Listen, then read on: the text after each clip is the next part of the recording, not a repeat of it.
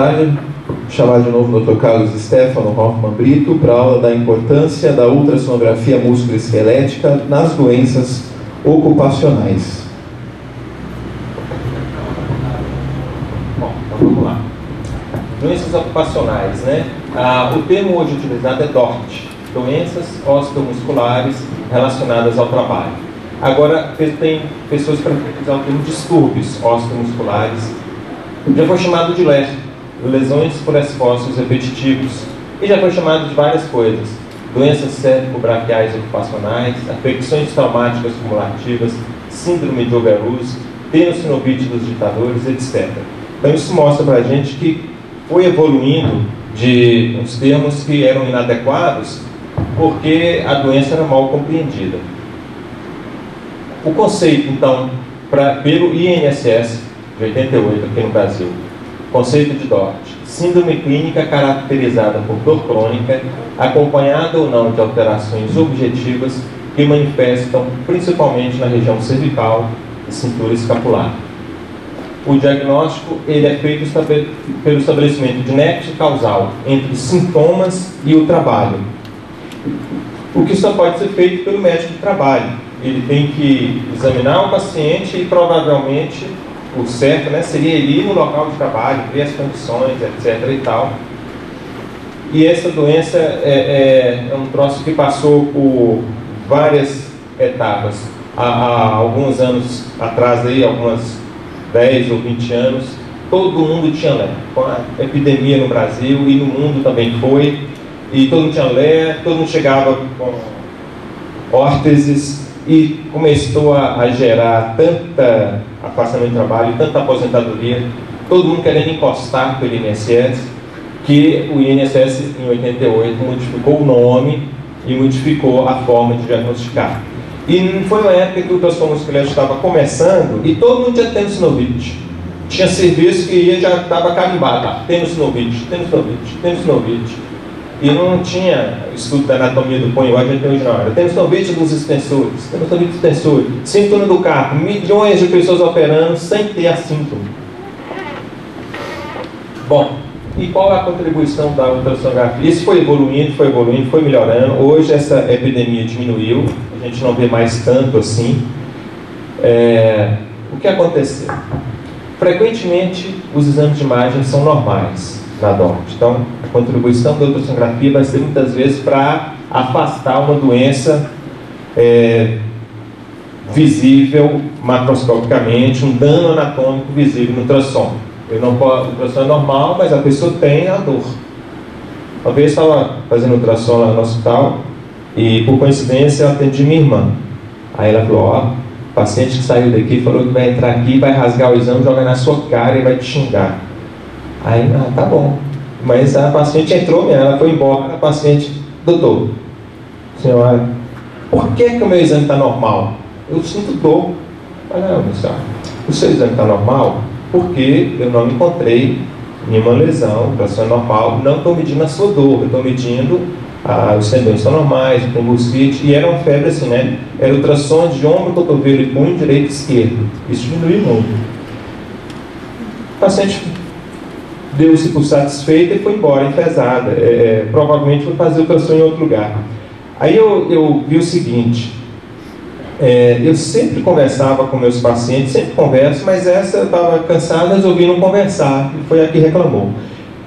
Hoje em dia, geralmente eu faço o exame e converso com o paciente: olha, rompeu um pedacinho de tendão, seu exame está normal, até para adiantar, porque eu não sei quem que chega querendo ter doença e quem que chega querendo ter saúde, eu não sabe. Uma vez, quando eu era internato, eu fazia internato de clínica médica, a gente teve um paciente na Santa Casa internado que só andava torto, com dor nas costas, e fazia raio-x e tomava remédio, não sarava. Ele ficou uma semana lá porque ele chorava de dor, até que ele chegou e falou: doutor, eu vou te dar R$150 para você me dar uma testada aqui para eu encostar. Né? Então, tem isso também, né? Ganho secundário, folgas, afastamento do trabalho, encostar pelo INSS. Fatores psicossociais: tem gente que tem um perfil depressivo, um perfil pessimista, gente que acorda e vai devagar e tudo é difícil, e nada dá vida na certa dessa pessoa e nunca vai dar porque ela não muda de atitude. A gente vê pacientes que desenvolvem a mesma função com sintomas e outros sem. Por que uns têm e outros não? As lesões encontradas realmente são decorrentes do trabalho. Por exemplo, eu tenho uma digitadora que tem uma epicondilite. Ela tem 50 anos e joga tênis há 20 anos. A epicondilite é porque ela digitou ou é porque ela jogou tênis? A epicondilite é uma doença degenerativa que não devia nem ser it, devia ser ose, igual tendinose. E é uma doença que, uma vez que a pessoa tem epicondilite, mesmo quando melhora os sintomas, vai continuar com o ultrassom alterado. Aí vem depois fazer controle, achando que o ultrassom melhorou e não melhorou. Então, assim, a lesão realmente é decorrente daquela função. E os exames normais de ultrassom vão excluir a DORT? Não, né? Não vão excluir. Então, não tem receio de liberar um laudo normal em paciente com queixa de dor. É muito comum a gente fazer ultrassom do ombro normal e o paciente achar ruim porque ele queria que desse alguma coisa. Quantos ultrassons de pelve a gente faz para normal? Quantas ultrassons de abdominal, quando o abdominal está normal? Então o músculo esquelético não é diferente. Tem gente que tem dor, mas não tem dano anatômico visível no ultrassom. Então, sobre a epidemiologia a gente falou um pouquinho, impacto socioeconômico da legislação, fisiopatologia, eu vou falar só um pouquinho, que a gente é ultrassonografista, né? Fatores psicossociais, fatores do trabalho. Tem lugar que o trabalho é insalubre mesmo. Um exemplo que eu vou dar para vocês é o ultrassonografista. Dá licença. O nosso trabalho é insalubre, a nossa posição é ruim. Eu nem ia fazer isso, mas eu vou fazer. A gente senta assim, olhando para cá, com o paciente aqui. Aí você trabalha assim, com a cabeça para cá. E se o exame é difícil, você demora mais. Se ele é gordo e está com muito gás, você aperta o abdômen. Aí você faz força. Aí você às vezes encontra a mão. E quem faz vascular? Cadê o Gadelli? Você fica aqui, olha para cá, o paciente num banquinho, você fica assim, olhando para cá. Aí, nosso trabalho é altamente exaustivo. O que nós temos que fazer? Primeiro é ter consciência disso, né? Nossa jornada lá de Minas, a melhor aula que teve foi uma fisioterapeuta que deu uma aula de ergonomia. Está fazendo, o braço começou a abaixa, descansa. A mesa de exame não pode ser aquela mesa autônoma, igual de examinar paciente. É uma mesa baixinha, 40, 60 centímetros no máximo, tem que ser adaptada. A sua cadeira, você tem que estar sentado com 90 graus de flexão do joelho. Então, isso aqui vai evitar para a gente, vai evitar para qualquer um que tenha esse tipo de trabalho.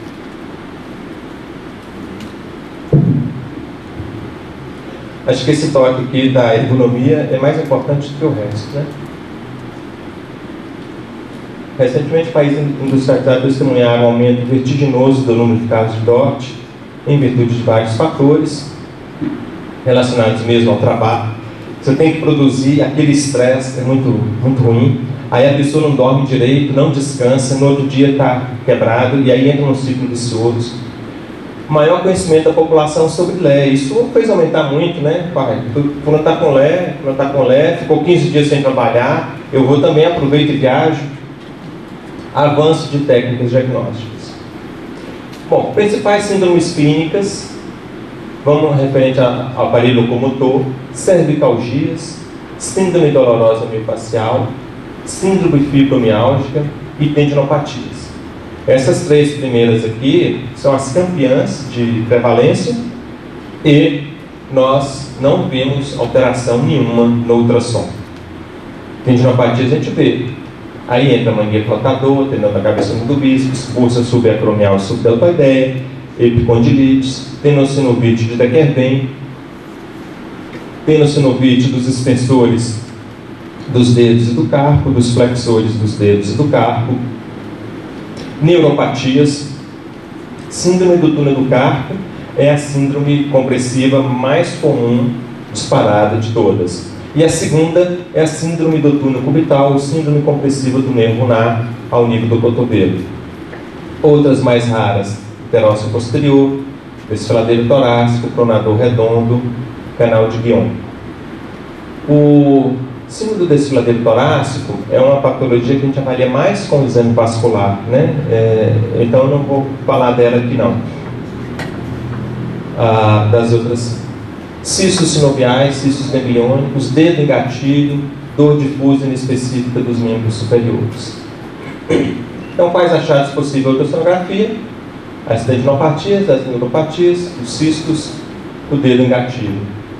A cervicalgia, ela significa uma sobrecarga muscular estática resultante de posturas inadequadas e sustentadas envolvendo o músculo trapézio, elevador da escápula e romboide associado a estresse psicológico. A dor cervical é quase tão comum quanto a lombalgia.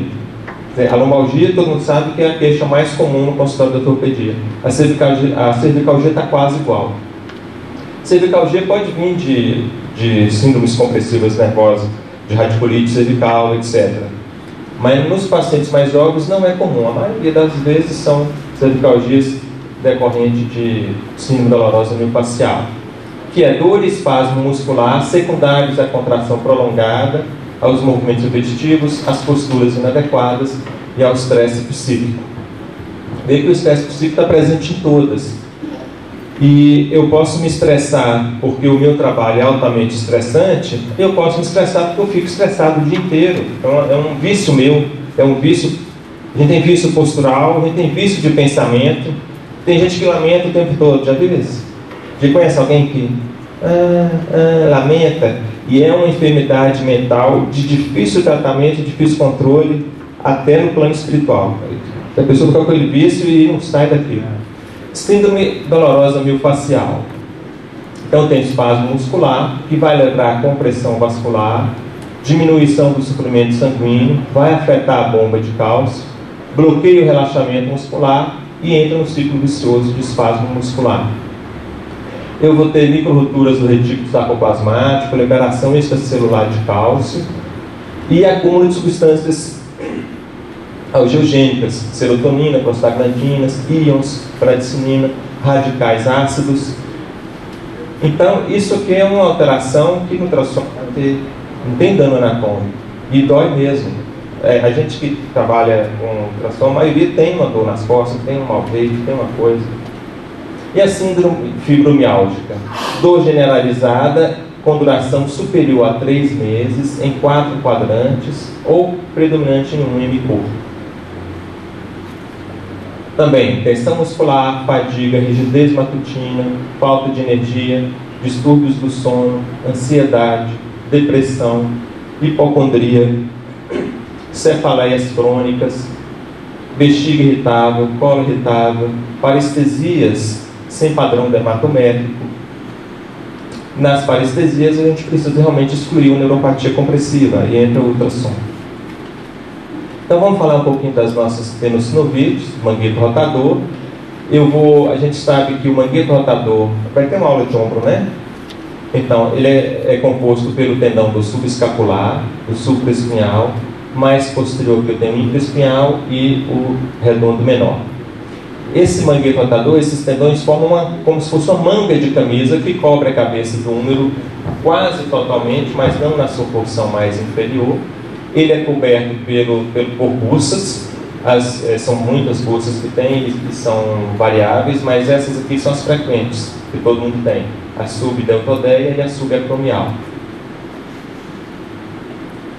Então, assim, as tendinopatias do manguito rotador acometem quase sempre o supraespinhal.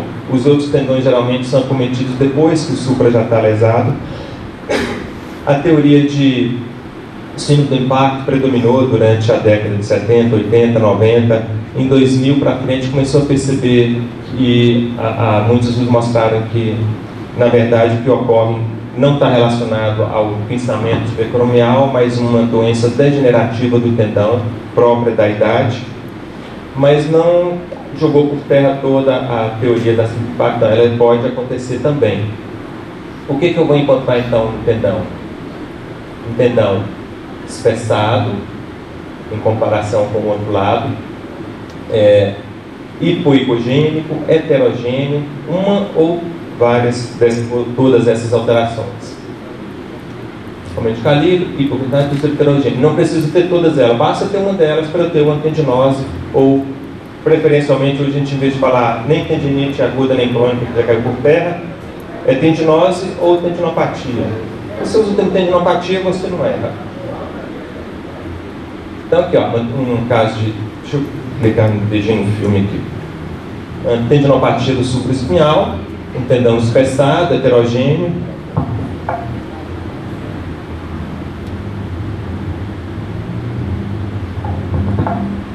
O meu exame, ele é um exame dinâmico, né? Eu tenho que fazer uma varredura do tendão em toda a extensão dele. Eu sei que ele é um tendão largo de mais ou menos 3 centímetros. Então o meu transdutor tem que varrer para lá e para cá. Foi isso que eu fiz nesse filminho aqui. Diagnóstico diferencial, ruptura. Essa aqui é uma ruptura transfixante, ó, rompeu toda a espessura do tendão. Líquido na bursa subacromial, subdeltoideia. Aqui é uma ruptura parcial do tipo justa-articular. Eu posso classificar em 3 tipos as rupturas parciais. Uma das fibras profundas ou justa-articular, uma das fibras intermédias ou intrasubstancial, e uma das fibras mais superficiais, que é chamada de ruptura bursal. E a transfixante é quando ela pega toda a espessura do tendão.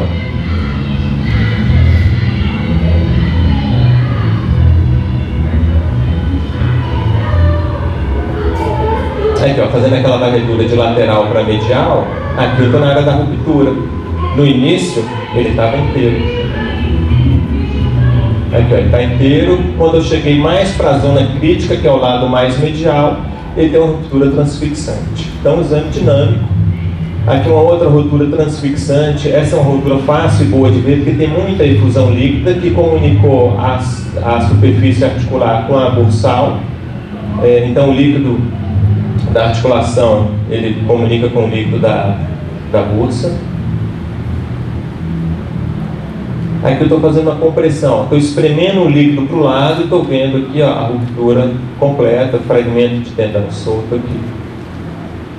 Se eu pego esse exame aqui num paciente que é pedreiro, que tem 50 anos e que está com dor, é uma doença incapacitante do trabalho, ele tem que realmente ter um período de repouso, ir para a cirurgia, se recuperar. Então essa é uma contribuição fundamental do ultrassom, que vai fazer o diagnóstico de fibromialgia. Não, ele vai dizer que aquele exame está normal. A pessoa tem fibromialgia, o diagnóstico é clínico. Bursite, esse aqui é um outro pedreiro com dor no ombro direito, o tendão está inteiro, esse aqui é o tendão subescapular e um burso espessado aqui, ó. Aqui com um pouco mais de rotação externa e aqui com um pouco menos, mostrando a espessura da bursa. Aqui ele está fazendo uma manobra de rotação interna e externa, mostrando a bursa espessada, líquido. Tem um pouquinho de líquido que ele mobiliza, ele muda a espessura e tem um espessamento também. Epicondilites. A gente examina o cotovelo ou dessa forma. Aqui está o epicôndilo, aqui está o epicôndilo, aqui está os tendões epicondilianos, aqui está o rádio. É uma forma antiga que a gente sempre usou, às vezes coloca um travesseirinho, ou pede para o paciente para ficar com a mão assim, como se fosse uma asa de uma xícara. E aqui você consegue examinar o lateral, o posterior, o medial, e para ver o anterior ele só estica o braço. É um exame de cotovelo e de ombro, é um exame de 5 minutos. Então está com epicondilite lateral, espessado, hipocogênico, não tem captação de Doppler. Doppler aqui, tendo Doppler ou não tendo Doppler, não vai mudar o diagnóstico é pelo ultrassom mesmo, espessamento. O epicôndilo medial, a mesma coisa, coloca o transdutor nessa posição, aqui o epicôndilo normal, ou só naquela mesma posição, só olha do lado medial. Aqui era um paciente que era carregador do SEASA, ele foi pegar uma caixa muito pesada, rompeu o tendão de inserção do bíceps. Aqui está o coto retraído, ó, difusão líquida. Então, só para lembrar, o bíceps ele tem 2 origens, uma no processo coracoide, outra no tubérculo supraglenoidal, intraarticular. O tendão longo do bíceps passa pela goteira bicipital, com a cabeça curta aqui, e tem inserção por um tendão comum. Tenossovite de Decker-Bein é talvez a mais comum de todas. O que a gente vai encontrar então é uma neuropatia, uma tendinopatia dos componentes do primeiro túnel, que são o abdutor longo e o extensor curto do polegar, nessa região onde ele é coberto pelo retináculo. Então eu coloco meu transitor aqui em cima e vou ver os tendões espessados. É chamado de tenossinovite estenosante porque ele tem pouca efusão líquida. Ele tem mesmo espessamento de tendão, espessamento do retináculo e às vezes espessamento de sinóvia. Aqui eu estou avaliando a face dorsal do punho no nível um pouquinho mais alto da mão, aliás, um pouquinho acima da mão. O que eu botei então aqui? Primeiro túnel, abdutor longo, extensor curto do polegar.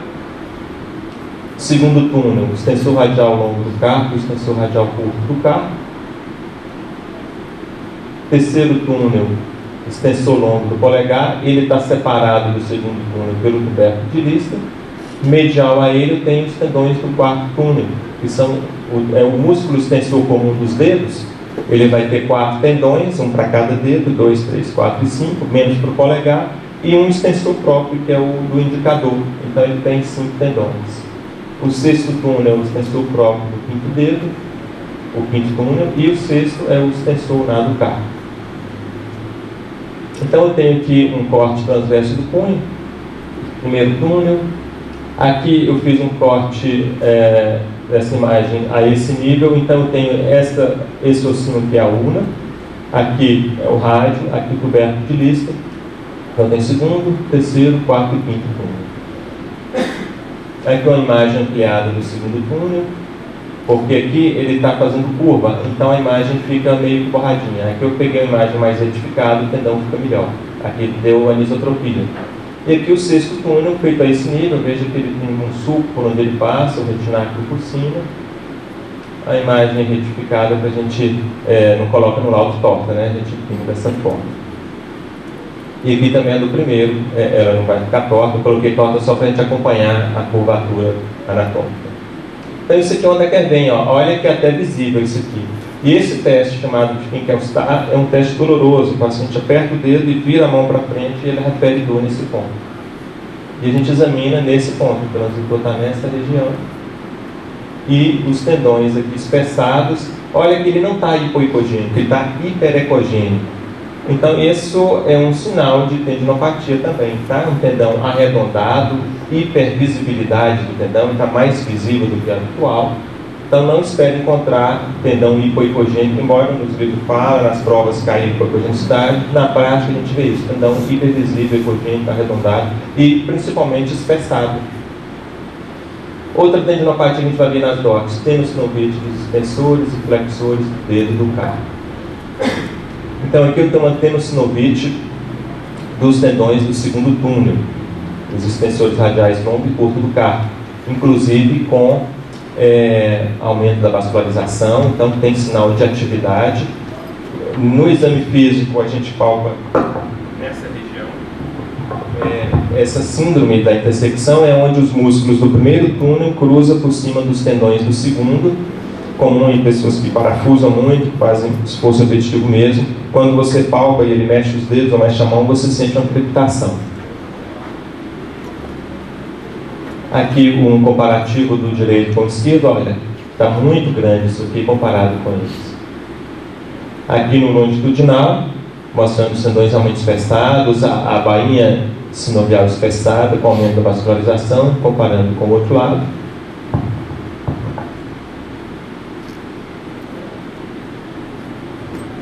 Aqui um filminho passando por cima do tendão, um movimento vai e vem.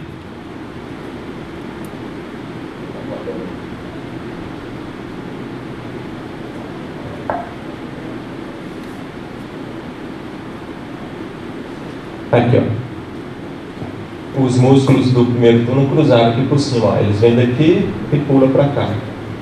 Tá? Esse é o local da tenossinovite da Kerlin. Um outro caso de tenossinovite do segundo túnel, mais numa posição mais distal, ao nível do punho mesmo.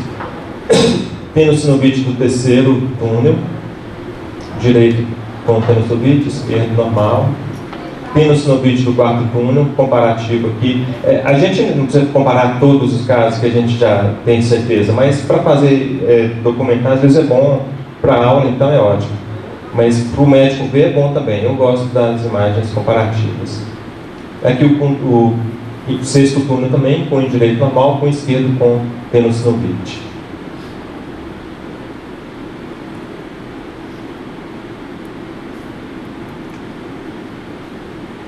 Eu quero que ele demore um pouquinho.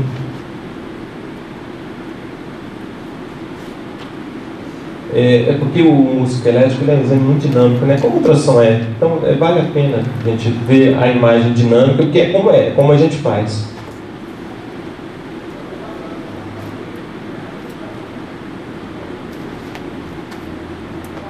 Gente. Agora foi. Ali, passando, ele estava normal no comecinho, chegou aqui, espessou aqui e voltou a ficar fino de novo. Ó. Virou para o longitudinal,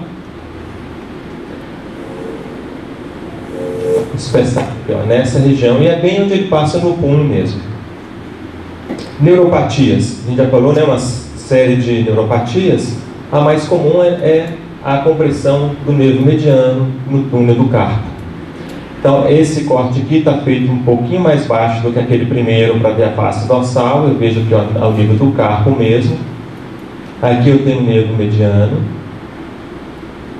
Aqui eu tenho o retináculo dos flexores. Ele se estende de uma parede óssea à outra. Ele tem um assoalho ósseo, uma parede lateral e medial óssea e um retináculo, que é um tecido muito resistente, que não permite uma complacência. Se eu aumento o continente aqui, ele não vai abaular, o nervo vai ficar comprimido.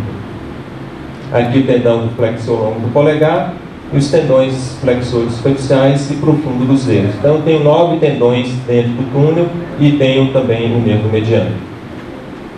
Aqui a imagem ultrassonográfica normal do nervo do túnel do carpo, feito a esse nível. Aqui está o meu nervo mediano, túnel do carpo, os tendões superficiais e profundos flexores, essa área hipocogênica que é bainha sinovial normal, tubérculo do escafoide, pisiforme. Por fora do túnel do carpo, eu tenho um outro túnel, que é o canal de Guion, por onde passa nervo ulnar, artéria ulnar. Eu posso ter uma síndrome compressiva do nervo ulnar também aqui, chamada síndrome do canal de Guion. O que eu vou ver numa síndrome do túnel do carpo? É um nervo mediano espessado, com uma área de corte maior do que 11 milímetros quadrados. Aqui esse nervo está medindo 24. E no corte longitudinal eu vou ver que ele está exprimido dentro do túnel, achatado e grosso na entrada do túnel. Então ele vem um tendão espessado e está achatado aqui. Os pontos de corte são, a literatura fala 9, outro fala 10, outro fala 11, outro fala 13, outro fala 15. A gente usa 11, mas o mais importante mesmo é você mostrar isso aqui, ó, um corte longitudinal, onde ele está comprimido dentro do túnel e espessado aqui. Aqui, independente de quanto dê a medida, se deu 10 e está dessa forma, ele tem síndrome do túnel do carpo. Se deu 15 e está dessa forma, ele tem síndrome do carpo. Se ele deu 11, mas está todo lisinho, toda a sua extensão, ele não tem, tá? Aqui, ó, um outro caso mostrando que o tendão que vem espessado, inclusive hipohipogênico, heterogêneo e afilado aqui dentro. E o espessamento do retináculo aqui por cima. Fora do túnel ele está medindo 3,8, dentro do túnel 1,6. Tá? Não é essa medida aqui, é só para a gente comparar como que está exprimido. É o visual mesmo, não é a medida não. Essa aqui eu vou andar mais rápido um pouquinho. O canal de Guion compressão do nervo ulnar no punho. Ela é menos comum, ela é mais rara. Os sintomas vão depender se está comprometendo mais a parte sensitiva ou a parte motora do nervo, porque ele bifurca e esse nível de bifurcação varia. É mais comum após traumatismo, cirurgias e às vezes evolui para a compressão da artéria, e a artéria trombosa, e a artéria trombosada comprime o nervo. E gera um sintoma nessa área verde aqui, ó, o dedo mínimo e metade do quarto dedo. A área do nervo mediano é essa aqui, ó. O polegar é até metade do quarto dedo. Aqui era um paciente que tinha um cisto, não era doença, era DORT, mas eu achei interessante porque eu não tinha um caso meu para mostrar de do canal de Guion, mas era esse cisto comprimido do nervo ulnar ao nível da mão. Ó. O nervo vinha grosso aqui e afinado aqui, ó, no corte transverso. Olha como está hipoicogênico, heterogêneo, espessado. Então, um cisto gangliônico. A neuropatia compressiva do nervo ulnar é a segunda mais comum. Aqui, então, eu tenho um nervo ulnar normal e um nervo ulnar espessado. Esse exame é feito no sulco do nervo ulnar, entre o epicôndilo e a tróclea. Aqui o nervo ulnar espessado, em toda a sua extensão, hipoicogêneo, então síndrome compressiva do nervo ulnar. Deixa eu ver se esse nervo aqui é o meu, porque eu tenho essa síndrome aqui, ó. E sabe por quê? Ficar o dia inteiro fazendo ultrassom, com a mão assim, ó. É uma aqui digitando e a outra aqui. Depois de 10, 15, 20 anos fazendo isso, cheguei com essa síndrome compressiva. Eu fui no médico, o especialista em mão e membro superior, ele não pediu nenhum exame, ele só me examinou, palpou, você está com uma síndrome compressiva do nervo ulnar. Me mandou para a fisioterapia, e aí eu venho com isso aí, melhora, piora, melhora, piora. Agora eu já sei, estou trabalhando, estico meu braço. Eu estou com o cotovelo aqui segurando o microfone, eu troco de mão e estico esse, não fico mais o tempo todo assim. E melhorei. Ele não quis me operar e foi muito honesto. Ele falou, ó, se você operar, você tem que fazer 6 meses de terapia. Se você não operar, você tem que fazer 6 meses de fisioterapia. Então não opera não. Muda o hábito, muda a textura. Depois que ele fez o diagnóstico clínico, eu cheguei e fiz ultrassom eu mesmo e vi que tinha realmente espessamento do nervo. E muito clínico, ele confunde essa neuropatia compressiva do nervo ulnar com a epicondilite, porque a dor é aqui, ó, nesse pontinho. E às vezes eu acordava à noite com essa parte da mão aqui dormente, mas eu achava que eu estava dormindo em cima do braço, que não estava tendo circulação, estava tendo formigamento, e na verdade era o nervo já. Então eu tive uma torte, pergunta se eu parei de trabalhar, se eu entrei em ação contra alguém. Eu falei, contra mim mesmo. Agora, quem trabalha para o governo, acha que pode. Então, cistos gangliônicos, aqui na face dorsal do punho, o mais comum é esse aqui, ó, anterior ao ligamento escarpo semilunar. Descrição desse lesão, então, notamos na face dorsal, na área palpável, cistos de paredes regulares e conteúdo heterogêneo, com septações, medindo de X milímetros, adjacente ao ligamento escarpo semilunar, profundo e medial aos tendões do quarto túnel. Posso florear um pouquinho mais se eu quiser. Posso colocar um Doppler para ver se tem algum vaso importante aqui. Aqui eu sei que não tem. Quando ele está mais do lado radial, eu sei que está passando perto da artéria lunar, é bom colocar. E eu posso descrever como cisto gangliônico, que é o correto. Muita gente prefere usar o termo cisto sinovial, porque para falar que é cisto sinovial, eu tenho um anátomo patológico mostrando que esse cisto está coberto por sinóvio, que nem sempre está. Nessa região aqui, raramente está. Por isso o termo cisto gangliônico. E pode estar relacionado ao trabalho, sim, por traumatismo. Por fim, o dedo em gatilho, o que eu vou encontrar? O espessamento do tendão e o espessamento da polia aciforme. O dedo em gatilho está aqui, ó, o nível da primeira polia aciforme. Eu tenho 5 aciformes e 3 cruciformes. Essa polia, ela está aqui ao nível da articulação metacarpo-falangiana. Então aqui, ó, terceiro dedo da mão direita e da mão esquerda comparativa, eu tenho espessamento do tendão e da polia. Num corte transversal, mostrando o tendão espessado. Não chama isso aqui de tênus sinovídeo, porque não é o termo correto. O que a gente tem, na verdade, é uma metaplasia da polia. E aqui o longitudinal.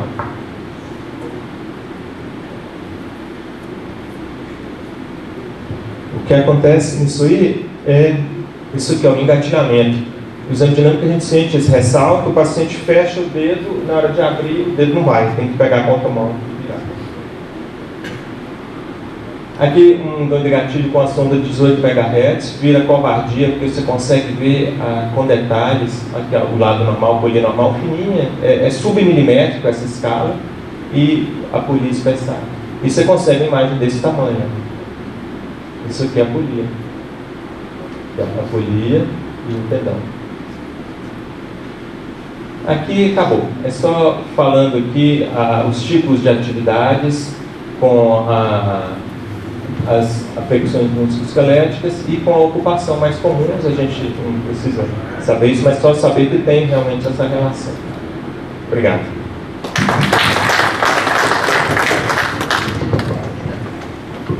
Parabenizar o Dr. Carlos pela excelente apresentação. Como é importante nossa relação com o paciente, né, de conversar na hora desses exames de músculo esquelético. E muitas vezes eles saem muito bravos conosco. E os poucos problemas que eu vejo em termos de processo médico não é nem por erro de exame, mas por falta da boa relação médico-paciente. Então tem que ter uma relação muito boa mesmo. Alguma pergunta?